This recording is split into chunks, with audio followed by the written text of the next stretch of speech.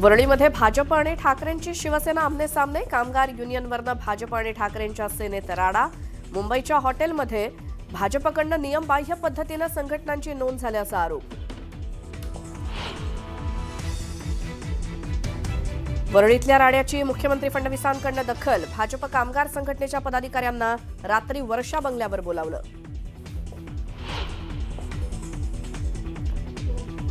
जनतेनं महायुतीला प्रचंड आशीर्वाद दिला होता असं म्हणत मुख्यमंत्री फडणवीसांकडनं महाराष्ट्राच्या जनतेचे आभार. तर मला रात्री झोप येत नाही, कामाच्या अनेक गोष्टी दिसतात असं विधान.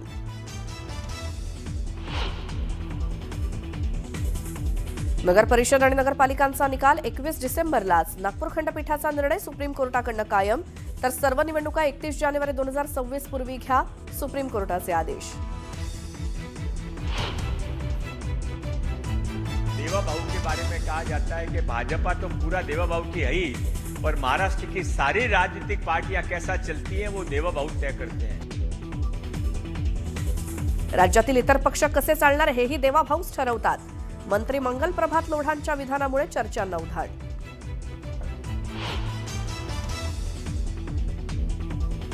शीतल तेजवानीच्या घराची पुणे पोलिसांकडनं 1 तास झडती. जमीन गैरव्यवहार प्रकरणातील अनेक कागदपत्र पोलिसांच्या हाती.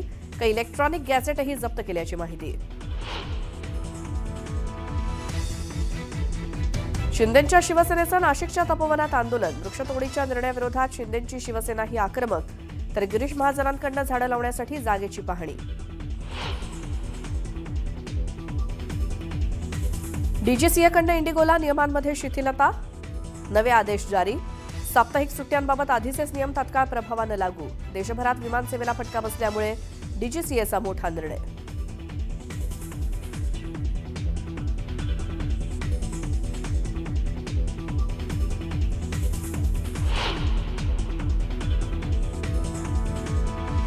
इंडिगोची विमानसेवा 3 दिवसांपासून विस्कळीत झाल्यामुळे इतर विमान कंपन्यांच्या तिकीट दरात मोठी वाढ. मुंबई कोलकाता दरम्यानचं तिकीट 80,000 रुपयांवर. तर एअर इंडियाची सर्व विमानं फुल.